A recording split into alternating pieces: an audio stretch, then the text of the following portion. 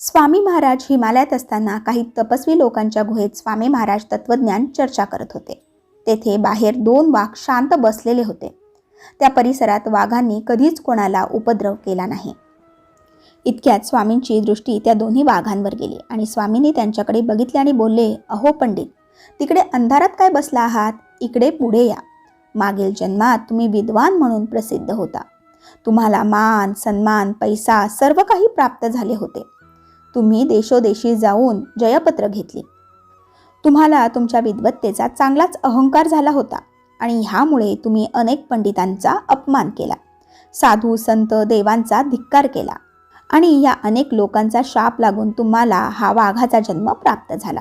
विद्या, धन, सत्ता याने मदांध झालेल्यांना असेच दुःख प्राप्त होते. स्वामींच्या मुखातील परमपवित्र वाणी दोन्ही वाघांच्या कानावर पडताच ते दोन्ही वाघ स्वामींच्या समोर नतमस्तक झाले आणि नतमस्तक होऊन आता आम्हाला मुक्त करा, जणू काही अशी भावनाच व्यक्त करत होते. स्वामींना त्या वाघांच्या मनातील भावना तात्काळ समजली आणि स्वामी बोलले, अरे व्याघ्र जन्मात सद्गती भेटत नाही.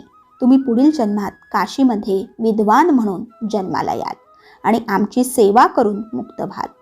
आणि असा आशीर्वाद देऊन स्वामींनी त्यांना जाण्याची आज्ञा दिली आणि त्यानंतर ते दोघेही तिथून आपल्या स्थानी निघून गेले. स्वामींची ही लीला तेथील तपस्वी लोक बघत होते. क्रूर हिंसक वाघ सुद्धा स्वामींच्या समोर सहज नतमस्तक होतात. स्वामींचे हे असीम प्रेमाचे सामर्थ्य बघून सर्वांना आश्चर्य वाटले. तर मंडळी, या कथेचं तात्पर्यच हे की पुण्याईने स्वामी सेवा भेटते.